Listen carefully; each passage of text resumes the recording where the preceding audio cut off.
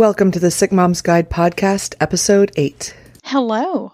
Welcome to the Sick Mom's Guide podcast with your host, Jen Hardy.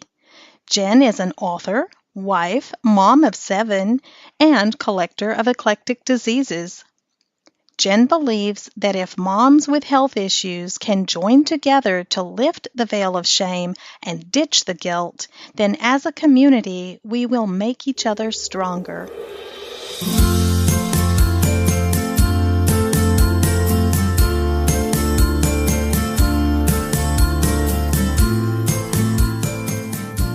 I am so thankful to be talking to Alexa Bigwarfe today, but I do need you to know that this may be a trigger for some people. The topic of our podcast today is the loss of a child. 1 in 4 women will experience miscarriage or loss of a child in their lifetime, and that is a very large number. It's bigger than I had any idea. So if this is something that is difficult for you to listen to, I encourage you to stop the podcast and go to another episode. There are a lot of other ones to choose from.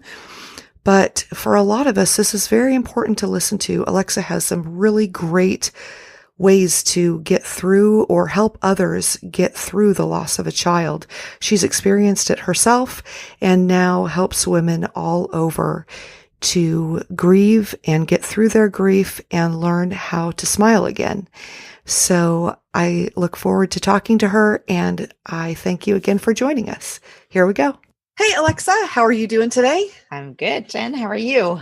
I'm doing great. I am so excited to have you on. As I told you before, I've kind of been watching what you've been doing over the last year, and you just really stand out to me as somebody who's impacting women in a super positive way.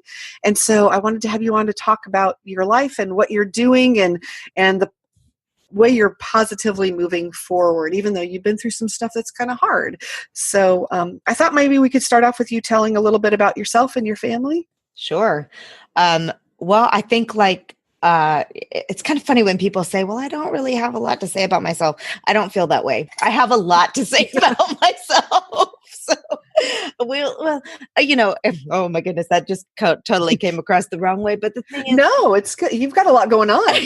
Well, and the thing is, I feel like we all have a lot to say about ourselves. We just have to decide, what we're willing to embrace. But basically, I am the mother of 3 living children and 1 angel who takes up a lot of space in our lives for a very important reason. And my husband and I, we met when he was serving active duty and when I was getting ready to go in active duty. It was a crazy time. And I mean, we're going to war. We're doing all these things. We're all over the world. And because of that, we got married twice, and not all of our family even knows that we got married the first time. So we'll have to be careful who I share this with. No, I'm just kidding. But we wound up waiting a while before we had our first child. So I was 30 when we started having kids, and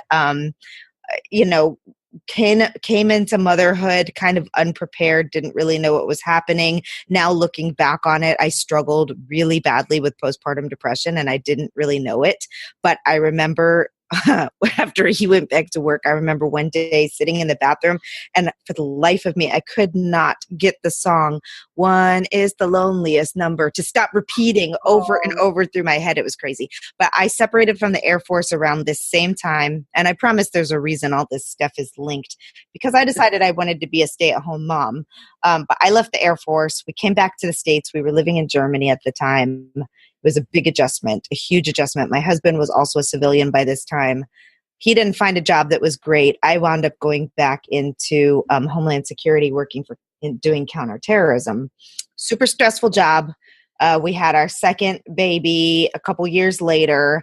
And when she was about 15 months old, I finally convinced my husband that it was time for me to hang up the counterterrorism hat and to stay home with these 2 little, almost as bad as terrorists some days. I love my children. Some people get very angry at me when I refer to them like that, but I think any mom can joke about their children and realize that we still love them very much. But where my really came into be as shortly after, like a month after I left working full time, where I was still trying to figure out how to deal with this 3-year-old. He just turned 4, and then a 15-month-old that I had to call their babysitter almost every day because I didn't know what they did during the daytime. I was like, when do I feed them? How do I do this? What's going on here? I found out I was pregnant with our 3rd and 4th children. So, very unexpectedly, did we find out we were having twins. I did not realize at the time that anyone is capable of having identical twins, and basically the doctors don't know what makes the egg split. So if you can have a baby, you can have identical twins. So my mission, kind of after we went through this situation, is to make sure that everybody's aware of what we wound up being diagnosed with, which was twin-to-twin transfusion syndrome. Lots of stuff I could tell you about that, but in a nutshell, They don't share the placenta equally. One of them gets entirely too much fluid. The other one does not get enough.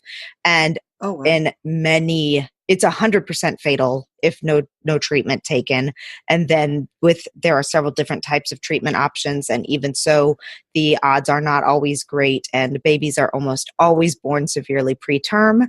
And the death of one baby in TTTS is a high percentage. So I was told this at 20 weeks. We carried them, and at the time the doctor said both were going to die.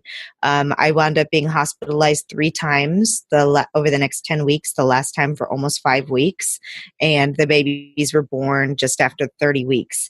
Our larger baby, who had been taking on too much fluid, she was born with congenital heart disease. The entire right side of her heart was not functioning. Her lungs weren't developed because she had too much fluid building up in her body from taking on all this extra stuff. And she passed away after 2 days. Her twin sister was born at 1 pound, 10 ounces because she was not getting enough fluids. And she luckily had the benefit of being in the womb for 30 weeks. So while she was the size of a 25 weeker, she had the lung development and some more of the brain development and other things that were happening. But she was still quite touch and go for a while. And we wound up in the NICU for 84 days with her, multiple surgeries. I am very happy to say that she is now a very rambunctious and healthy 6-year-old with, from what we can tell so far, 0 repercussions from being so preterm and so tiny. So, well, that's amazing. It is amazing. She is truly a miracle. Because of that situation, I didn't know what to do with myself. I knew I had all this energy and I wanted to do something. So we were in the NICU from December to March of 2011, 2012. And they started doing the March for Babies promotion.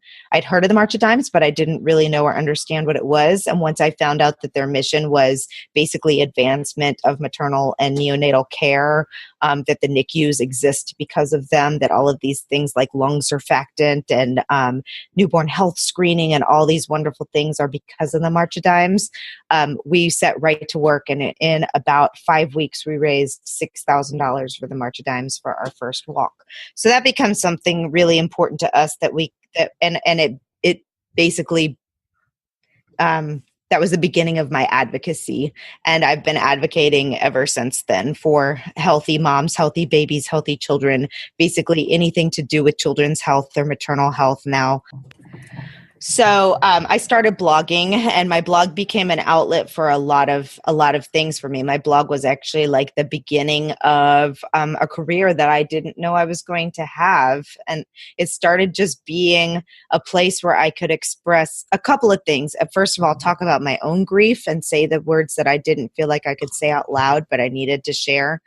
But It also allowed me to advocate for twin-to-twin transfusion syndrome, to make sure people were aware of it and what could happen with it, because 20% of pregnancies wind up diagnosed with TTTS, and that's a huge number.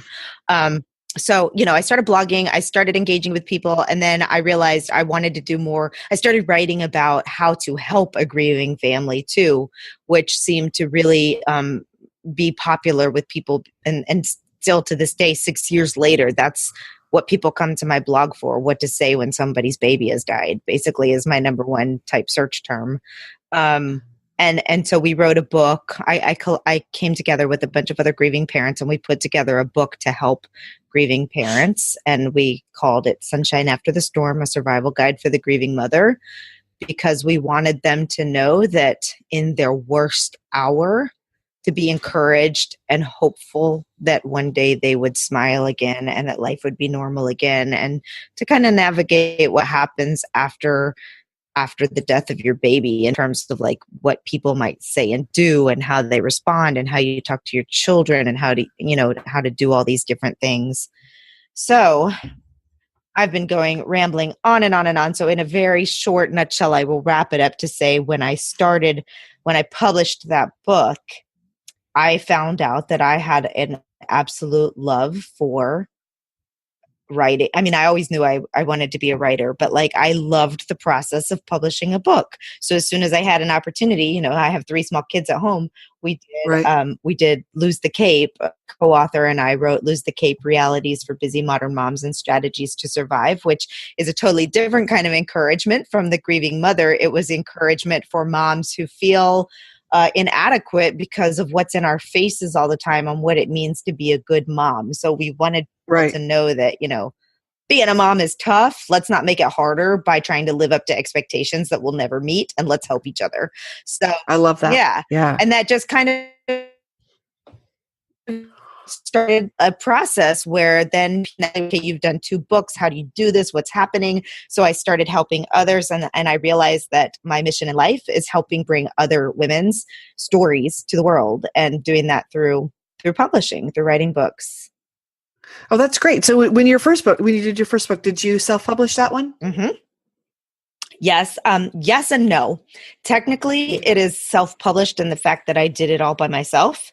I did hire out an editing session. I hired out the cover design, which actually was terrible because I didn't know what I was doing. And I found a freelancer that supposedly did cover designs, but I wound up having to get a new cover design a couple years later once I realized what's actually supposed to be on a cover. But I did the layout, I did everything like that. But what I did when I published the book was I created an imprint, which means basically I created a company that stands behind the books, and I named it Kat Biggie Press, for Catherine Bigwarfe, which is my daughter who passed away. So, because of that, because of the legacy that the name of my publishing house holds, I am very picky about who I publish. So it's all women, and it's all encouragement, and it's all or self-help, transformation, bringing light and help into the world. Oh, that's great. Yeah. That is great. Yeah, I self-published. It would be nice to have somebody like that working beside you, I think, because it's a big job. It is. Writing is a big job. It is. And depending on your goals with publishing a book, I mean, there's so many different things that you need to know and don't need to know. And so I have my publishing house, and then I have Write, Publish, Sell, which is my author support services, basically. And that's what you were just describing, keywords and all those kinds of things. So, yeah. Good. Well, that's great. Okay. Can I ask you, you were talking about your book and your blog and how you tell people what to say if somebody's lost a baby. Yes. Can you talk about that a little bit for people that have no idea? Because I know I've got several friends who have lost babies or children, and I know a lot of people will just completely ignore them because they're afraid they're going to say the wrong thing, which is totally the wrong thing to do, because then they're even more isolated than they were before. Yes. So what are some good things to do and to say in that moment, in that time that they're really struggling? Well, first of all, you hit it right on the head. Ignoring them is the absolute worst thing to do. So a lot of times we'll talk about what not to do, and then kind of the things you can do. And what not to do is definitely not to ignore them. And those are the people that stand out the most in my mind. Some of my closest friends that did not acknowledge the death of our child, that did not come to the funeral, that did not do those kinds of things. And I just wanted to be very clear to everyone listening, because people will be like, well, I don't want to remind you. there's nothing that you can do or say that's going to help or hurt me. Like when it comes to reminding me of my daughter, she's with me every moment of everything. There are lots of things that are reminding me of her. You as a friend who's coming to comfort me is not going to bring me only but there are some things that are better than others. I think one of the best things to do that people often overlook and don't realize is just the importance of being somebody who's willing to listen to the mom talk about her baby. Because one of the common themes that I have seen in working with moms who have lost babies, whether it's right after they found out they were pregnant or when the baby's a year old, we are so afraid our baby is going to be forgotten. And so if you can honor that baby by mentioning their name, by saying that you want to, if they want to talk about it. Some people don't want to talk about it, but a lot of people do. And case in point, a girlfriend of mine lost a baby not too long ago at 18 weeks, which was really sad. And I went over to bring her dinner, and she talked to me for 2 hours, just telling me she wanted me to know that baby, and for her, Right. she wanted to tell her story. She wanted to speak about it. So that's really important. I'm sorry is usually a fairly safe thing to say. Some people get upset when you say, I'm sorry for your loss, but that's a risk that I think it's okay to take, because most people will see that you're being genuine and be okay with you saying, I'm sorry for your loss. But really just saying that you love them and that you will not forget their baby and that you're there to listen if they want to talk to you. Those are some of the most important things that you can do. The other thing that I tell people is that when you're going through something like that, and you can probably compare this if you've ever lost anyone close to you in your life, like your brain, you're foggy, you're kind of an autopilot. And when someone comes and says, what can I do for you? Or how can I help? It's very overwhelming. You're worried about so many other things in that moment. People had just decided to bring us dinner, or just decided to send a housekeeper to help us clean up, or whatever is appropriate depending on what the situation is, because it's really, really, really hard to think about how to help someone else help you. Oh, that's a good way to put it. That's a really good way to put it. Yeah. Okay. So, there you can not go wrong with buying gift cards so that they can go out to dinner, with bringing them a freezer-friendly meal or a shelf-friendly meal, or even a cooked meal, with buying a gift certificate for something for self-care, anything like that. Things like that help them take care of themselves. Because while we want people to get over something like that super, super fast, the reality is psychologists say that the average deep grieving time for a significant loss, be it your mother, your child, your dad, whatever, is 18 to 24 months. So 2 years. Right. And we expect moms to be over and better within weeks. Please don't ever say, speaking of things to say, just get over it, or you can have another one. Those are the worst and most harmful things you can ever possibly say, especially if someone is really struggling to heal and someone else says, just get over it, like there's something severely wrong with them. Now, that being said, if they're at the 2-year point and they're still grieving as heavily as they were at the beginning, then I think it's kind of your duty to help them get professional help, because they're starting to get into that danger zone of other areas. Right. But I mean, I'm not a psychologist, I'm not a doctor, so this is what I say just based off of my experience and lots of interactions and grief support and all of those types of it. Healing takes time, and sometimes it takes a lot of time. Yeah. Okay. Well, that's such good information, because I know one of my friends lost a son at 17, and she lost all her friends when she lost her Oh my son too, gosh. because everyone just deserted her because no one knew, and so I would go and just listen. And she wanted to talk a lot. But I think not as painful, obviously, as losing your child, but at a time when you don't need more loss. Right.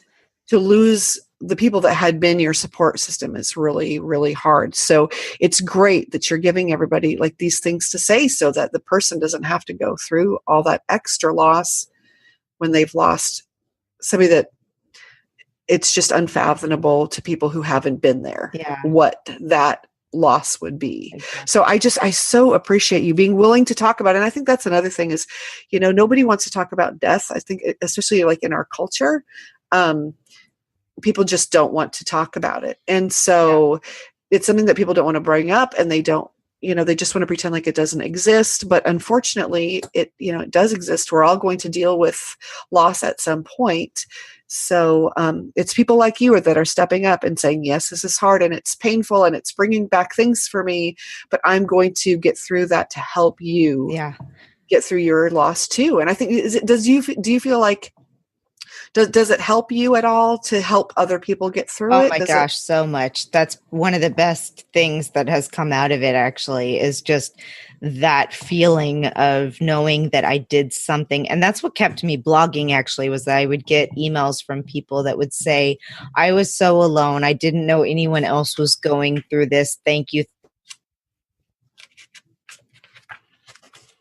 Like that. And it started after we wrote the book, we started a nonprofit for grieving parents to send care packages, because I found, this is going to sound funny, but in that whole thing, it's called Sunshine After the Storm, just like the book. And we send care packages free of charge to people who have lost babies and a baby or pregnancy. That is so amazing. And well, it's funny because I got a couple of packages from strangers, and those to me stand out almost more. I remember pretty much I don't remember everything. It's a really kind of in and out time in my memory, but right. I do remember how blown away I was by the fact that some strangers would think of me and try and help me during that time. So at first we were just sending copies of the book, and then I was like, this isn't enough. I want to do more. So we started doing things like soft fuzzy socks and tea bags and chocolate when it's not summertime and going to melt from coming out of here. Fingernail polish, bath salts and things like that to remind them to take some time to take care of themselves, because we often forget, especially if we have other family members to take care of. The moms always put themselves last. And back to your point on the society and grief and everything, I'm actually on a mission to talk more about grief, particularly with children, because we found that people thought we were really weird that we talked so much with our kids about it, and that we talk about death as much as we do. And I don't want my children to be those awkward adults. The one thing that is certain in this life is that we're all going to die. And as sad as negative as that sounds, I want my children to be able to have conversations and to be able to, it never makes it less sad. But some of the best things that happened to me after that time were the precious, precious conversations that I had with my 2 and 4-year-old. And, we keep Catherine very much a part of our lives. Her twin sister talks about her all the time. And some people find that very awkward, but right.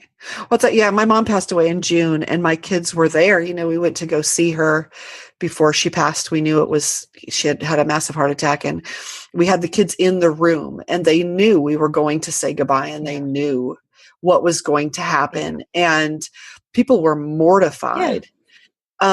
Just more, but the thing is that this is going to happen. And I wanted them to know, like, it's a peaceful thing. Like, they were in the room, like, it wasn't some very violent, whatever. This is how it happens. So when they're thinking about it, especially like as me I have all these health issues, and I want them to know, like, if something happens, it's not I don't know, because when you don't have any understanding of what it's like, it's very scary. I mean, it's scary anyway, but I think it's a lot scarier if it's like this secretive, hidden, Exactly. horrible thing. And if you know, okay, this is, we're going to miss that person. Yep. We're going to miss them so much, but especially like if they're very sick and their body is fighting so hard Yep. and they're so miserable that sometimes it is better for them, even though that doesn't take away our pain. Right. Well, they're but curious. Yes. They're very curious about, and they're not scared about death like adults are, but they want to know, this is my perspective, at least with my children. I think it's a shame to like protect them and hide them from it because they don't fear death like we do. And they're not, they just approach it so differently. And it's mostly a curiosity thing. It's right. Completely, they don't understand it at all, but it's very, they want to, and they ask questions in a way. And I know that my children, they are very, they understand grief a lot better than a lot of other people do. And I think that's a good thing for them.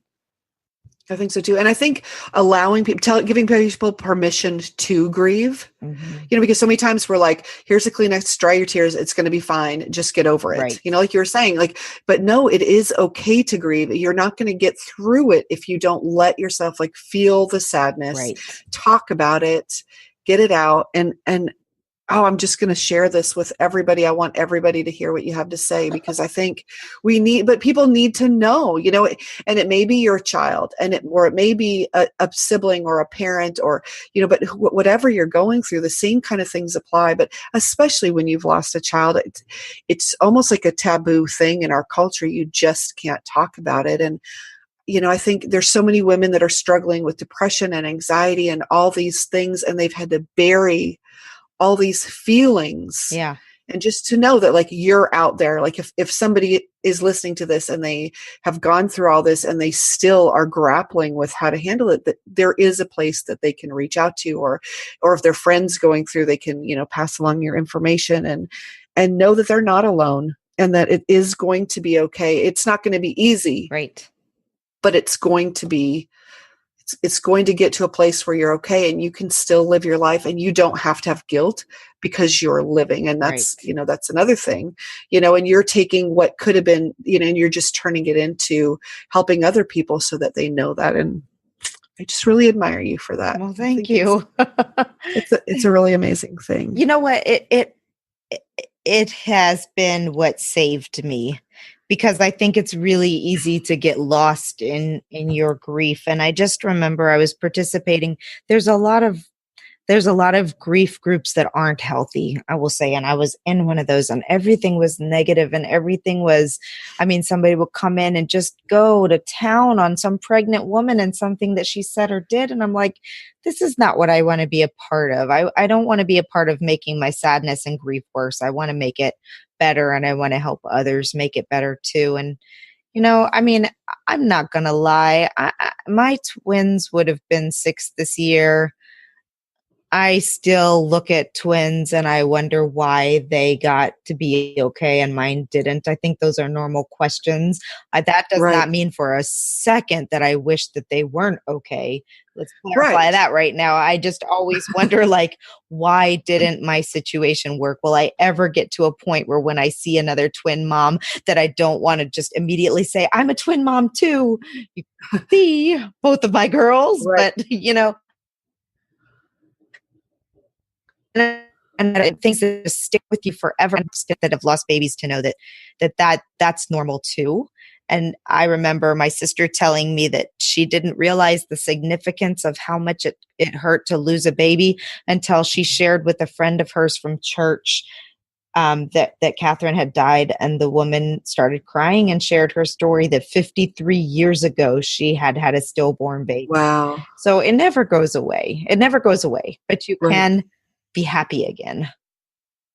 Yeah. And I think that's the key for people to know, even if they're not there yet, that it can happen. So exactly. Well, thank you so much for sharing all of that. Yeah. So to kind of move on into a little something different, one of my things about having people on the show, or people who have, who are going through something with, I think, what you've already gone through, but like health wise too, I think it's pretty amazing. So you have children, you have 3 children, Mm-hmm. you have gone through all of this, have a blog, and you have a podcast, and you have a publishing company, and you're an author, but you also have a health issue that you're dealing with. I do. I have multiple health issues. Well, I guess they kind of roll into the same bag. I have autoimmune diseases. When I was 19, I was diagnosed with Graves' disease, which actually was a misdiagnosis. I actually was later, it was reversed to Hashimoto's, which is a thyroid. It's not just thyroid disease. Like you can have an inactive or a hyperactive thyroid problem and have a thyroid issue, but then there's autoimmune disease, thyroid issues, which is Hashimoto's and Graves' disease. And you're all over the place, which is why originally I was diagnosed with Graves, because when they tested me that one time, my thyroid was like super high, because that's what happens when your body.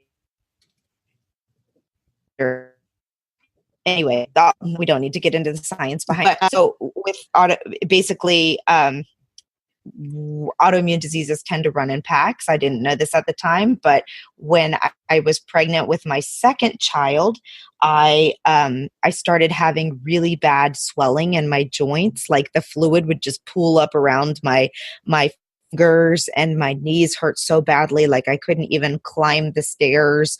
And I mean, like I wanted to cry taking a step up the stairs. And I'm so mad at my OB. And if I could just go off for a second here and say that patient advocacy is another huge one of my things that I advocate for, because if your doctor is blowing you off, please go find a different doctor. I wish so much that I had left them and gone to a different doctor, because I didn't go into it much, but they did some things during my twin pregnancy, or didn't do some things that directly, like they didn't, anyway, they were negligent, and I wish I had gone to a different place. But take care of yourself, follow your gut instinct. They were like, well, of course your knees hurt, you're pregnant. And I'm like, no, you ding dongs. This is not a normal, like my knees hurt a little bit because I put on 10 pounds. This is, I want to fall down every time I climb a stair. But they ignored me. And, I just kind of suffered in silence, because that's what we do a lot of times, because we think I must be crazy. Nobody believes me. I've said I'm in pain. They just shoved me off. So, after the baby was born, and nobody could really do anything anyway, because I was pregnant. Nobody could do any x-rays or anything like that. So they were like, well, check it out after you have the baby. So turns out that lupus is often triggered by high levels of stress, pregnancy, and other autoimmune issues. So I had all of those things going on. I'm working in counterterrorism. I had home. I had a master's degree. It was just like everything happening, right? So the perfect storm scenario. I already had another autoimmune disease. And I just remember after Ella was born, for about 3 months, I just tried to think maybe it'll go away. But it got to the point where it hurt so badly. I was afraid I was going to drop her in the bathtub, because the pain to stand up after giving her a bath was just out of control. Oh, wow. So my mom was like, okay, it's time to go back to your endocrinologist and see what's going on. 'Cause she thought it might be thyroid related, because there are similar symptoms. But I went to the endocrinologist, and he was like, no, I think it might be rheumatoid arthritis. So he referred me to a rheumatologist, and they ran, I have probably the most conservative rheumatologist in the world. If there's a test to be done, they did it on me, because they ran me through all kinds of stuff, and they were like, yes, your antibodies are really high. Yes, you definitely have another autoimmune disease happening here. And went through and basically wound up with, he still to this day will not officially say lupus, because I only have 11 of 12 markers. So he's like I said, he's so conservative, but he said, I'm treating you as if you have lupus. That's what I believe it is. But he officially diagnosed me with non-differentiated tissue disease. Is his official diagnosis, but he medicates me and treats me as if I have lupus. So they were able to get me some medication, and the swelling eventually went down and the joints went down. But anytime, it's a very, very, I live in South Carolina. It's very sun activated. I don't know why, but we are looking to move because I just like from basically June until October, I can't go outside. Oh, wow. Flare-ups and just getting really but I've noticed that diet makes a big difference with autoimmune diseases. Stress makes a big difference. Exercise makes a big difference. All those things. But right. Yes, so in answer to your question, that was really long. I'm so sorry. No, that's great. Like you said, I have a lot to say about myself. That's great, though, because I want to hear all the things you have to say about yourself. That's why I wanted you to come today. So that's awesome. But so how do you get all this done, right? With all these things happening with your body, how are you able to do all these things and do them well? Because I can see, I've kind of seen behind the scenes what you're doing. You're doing well. Well, thank you. So, I don't know. There are many days where I ask myself the same thing. How do I get it all done? I push myself until it has to get done. Like I go and I go and I go until I can't go anymore, which is probably not the smartest thing to do considering my health situation. But I get up early if that's what it takes. I go to bed late if that's what it takes.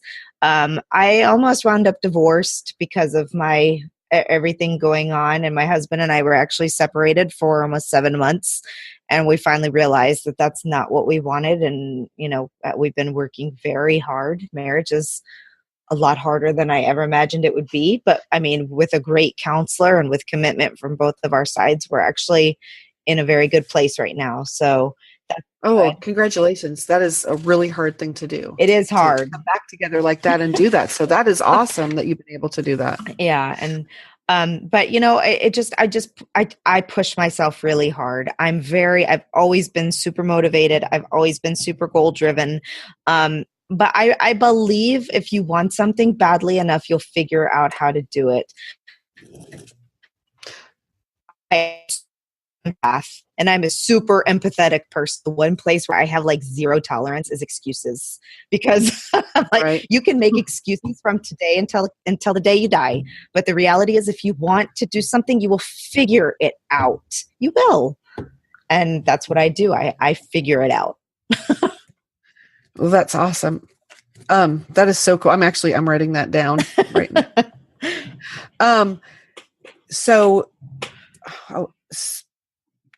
So in the middle of all of this, do you, how are you about self-care? Like, do you take time for self-care stuff? Or I was bad at it for a while, but I tell you what, it's something that I've made a priority in my life, because if I don't take a break, I will get sick, and that sets me back even farther.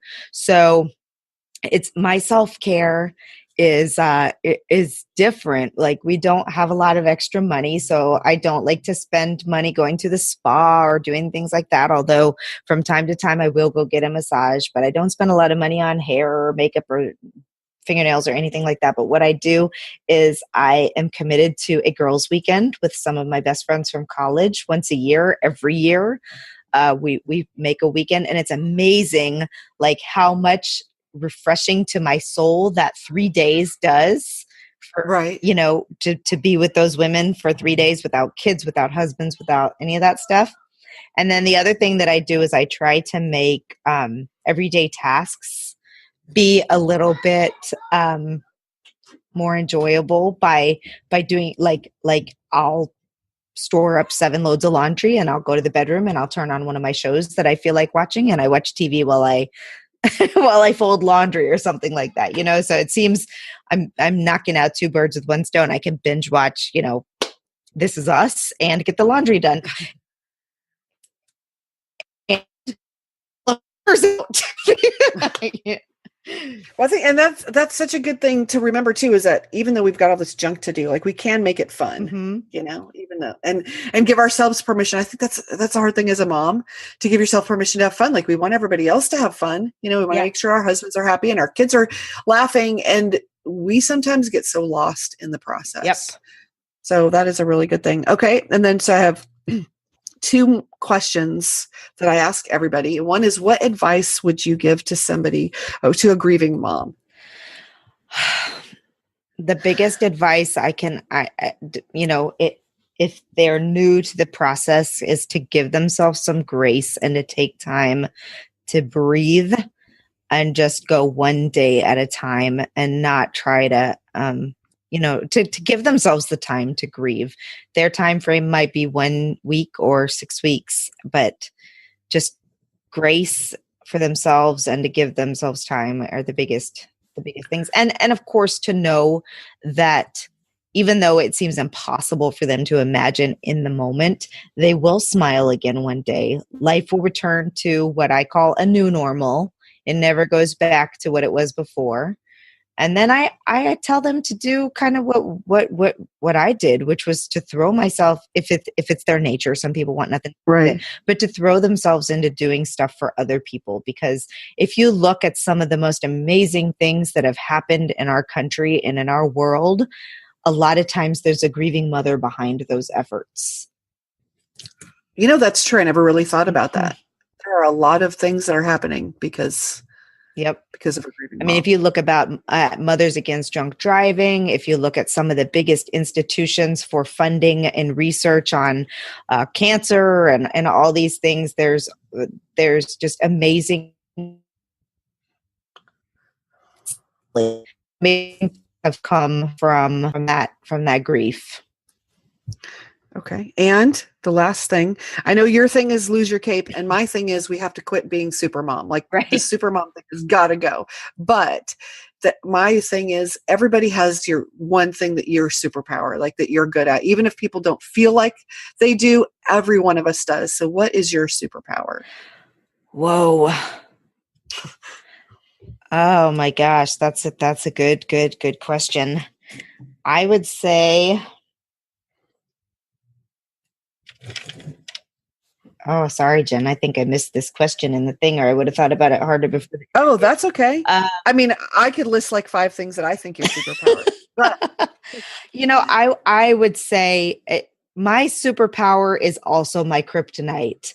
My empathy, my willingness, my empathy for people, and willingness and a desire to help them in their time of need, and ability to do that. But it's also can be very, very draining as well. So that's a tough one, because I can understand how it could be both. But it brings me, I wouldn't, as sometimes I think to myself that I wish I wasn't an empath. I wish I didn't feel so hard for other people, but it makes me who I am. So yeah. And who you are is pretty great. Thank you. Thank you so much. Thank you so much for sharing everything and being so open and honest about things that a lot of people really struggle with being open about. And I love how much you are helping women. Well, thank you. I appreciate the opportunity to tell all the things about myself. See, I like to talk too. So, we could just talk all day long, but thank you again for being on today. Yes, exactly. Hopefully we can work together later doing something. I would love to. Thank you so much, Alexa, for being on the show. And thank you for listening. I'm so glad that you're with me on this journey. It's women like Alexa that make me want to do this podcast and share it with you. Because when you look at Alexa's life, there are so many times that she could have just given up with her circumstances and with her health, but she didn't. She chose to keep moving forward in a positive direction. She took something that was devastating and she turned it into something beautiful for other people. And it just goes to show us that we really can keep moving on no matter what's happening. Find something, even if you can't do it for yourself, find something that you can do for other people, because you are valuable and you are worth it. And we need you here in this world doing whatever it is that you're meant to do. So thank you again for being here and spending your time here. If you like this episode, I would love it if you would subscribe to the podcast. You could take it a step further and rate and review it. That's how the podcast players know to put it in front of other women who need to hear the same message. So if you could do that, that would be great. This episode was sponsored by the book, The Sick Mom's Guide to Having Fun Again. If I can do it, you can too. And it's available at all major online booksellers. Today's episode was introduced by Nikki Brown, and our song is A New Day by Scott Holmes. Look forward to seeing you next week.